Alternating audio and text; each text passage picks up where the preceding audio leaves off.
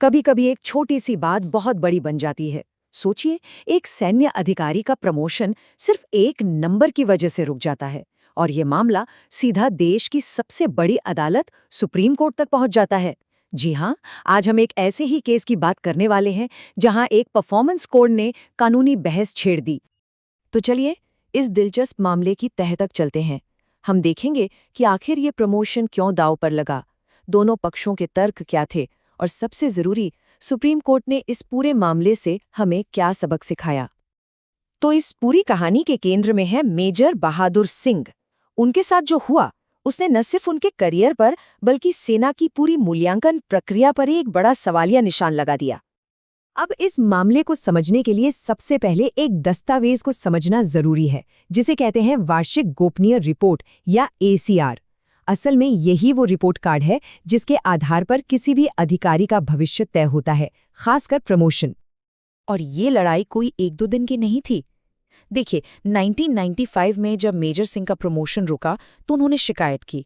मामला आगे बढ़ा, दिल्ली हाई कोर्ट पहुंचा, और फिर सालों बाद 2003 में ये केस सुप्रीम कोर्ट के दरवाजे पर था।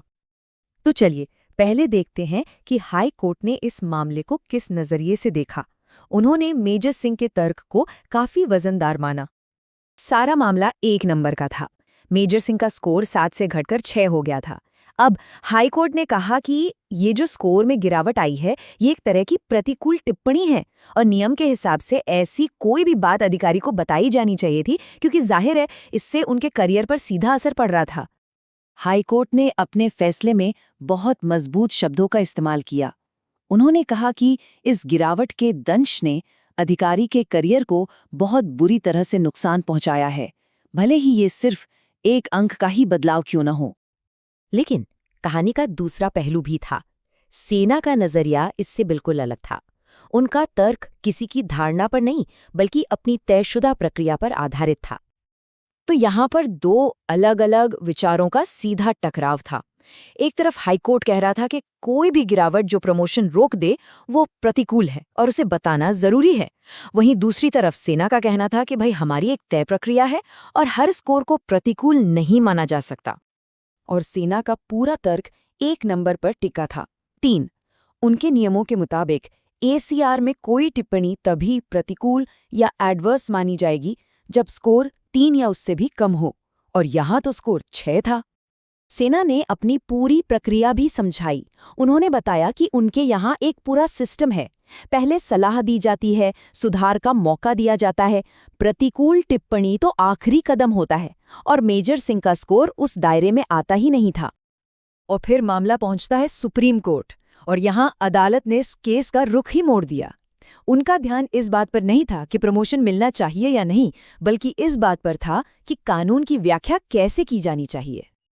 सुप्रीम कोर्ट ने कहा, एक मिनट, हम मेजर सिंह के प्रमोशन की बात नहीं कर रहे। उनका असली फोकस था हाई कोर्ट का कानूनी तर्क। उन्होंने इस केस को एक मौके की तरह इस्तेमाल किया, ये सिखाने के लिए कि अदालती नज़ीरों यानी पुराने फैसलों का इस्तेमाल कैसे करना चाहिए। अदालत ने एक बहुत गहरी बात कही। उन्होंने लॉर्ड मैकडर्मट को कोट करते हुए समझाया कि किसी एक केस में जज के कहे गए शब्दों को आप संसद द्वारा बनाए गए कानून की तरह हर जगह हूबहू लागू नहीं कर सकते। और यही वो सबसे बड़ा सबक था जो सुप्रीम कोर्ट देना चाहता था, कि कानूनी व्याख्या में संदर्भ ही सब कुछ है। हर केस अपने आप में अलग होता है, और किसी एक फैसले को हर जगह आंख बंद करके लागू नहीं किया जा सकता। कोर्ट ने लॉर्ड डेनिंग का एक और बहुत ही शानदार उदाहरण दिया। मतलब ये कि पुराने फैसलों का पालन वहीं तक करो जहां तक वो न्याय का रास्ता दिखाएं। अगर वो रास्ता भटकाने लगें तो उन्हें छांटना जरूरी है, वरना आप न्याय के जंगल में ही खो जाएंगे। तो आखिर इस पूरी कानूनी लड़ाई से हमें क्या सीखने को मिलता है? इसका असली मतलब क्या है? देखिए, कुछ बहुत अहम बातें हैं। पहली, संदर्भ ही राजा है। दूसरी, अदालती फैसले पत्थर की लकीर नहीं होते। और तीसरी, ये जो प्रक्रिया और धारणा के बीच की लड़ाई है, ये दिखाती है कि स्थापित नियम कितने जरूरी हैं। ये फैसला अदालतों को उनकी असली भूमिका भी याद दिलाता है, कानून की सही व्याख्या करना, ना कि खुद कानून बनाना। और आखिर में ये मामला हमें एक बहुत बड़े सवाल के साथ छोड़ जाता है। ये सवाल सिर्फ सेना के लिए नहीं, बल्कि हर उस बड़े संगठन के लिए है जहां लोगों का मूल्यांकन होता है। कि तयशुदा नियमों और किसी व्यक्ति की निष्पक्षता की भावना के बीच सही संतुलन कैसे बनाया जाए।